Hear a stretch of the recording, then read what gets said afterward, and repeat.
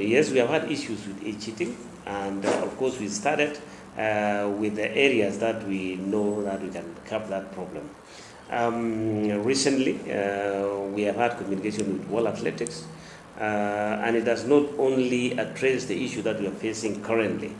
There are areas that some of the athletes that might have given differing dates of birth that has already been given to us by World Athletics to verify exactly which are the actual ages for these athletes, going back to maybe about 8 years earlier on, affecting some of the top athletes that we have currently.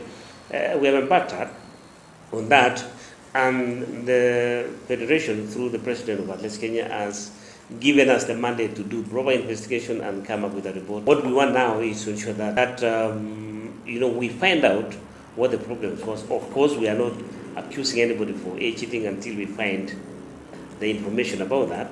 It could also be during the registrations of the athletes that maybe the erroneous information is given, and of course, other factors that could have affected the different information on the date of birth for this under 20. For areas that we suspect maybe there have also been foul play, Athletics Kenya will go to the bottom of that problem to find out exactly what has been going on.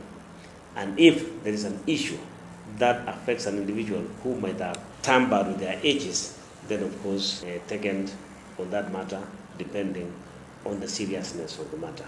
We abhor such actions that somebody could be involved in that. We know as Kenyans that most of them are young. They could not be that they do it on themselves, by themselves. So we also want to find out if at all some people have actually participated in such matters as influencing the young athletes to do that. Then of course matters will be taken according to the rules and regulations governing age cheating. And remember, age cheating is also treated as doping. So serious action will be taken.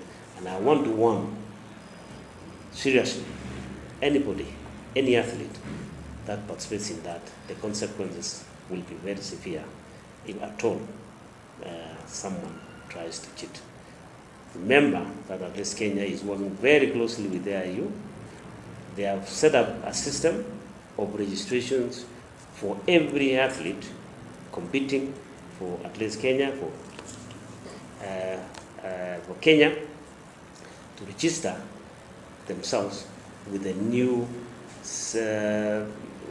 database that we have that has already been established, working very closely with AIU, with the system being provided for by a company from France, so that we know and have the information of every particular athlete, be young or be old. Before the World Championship under 20 in Lima, Peru, we had 27 athletes that were being investigated.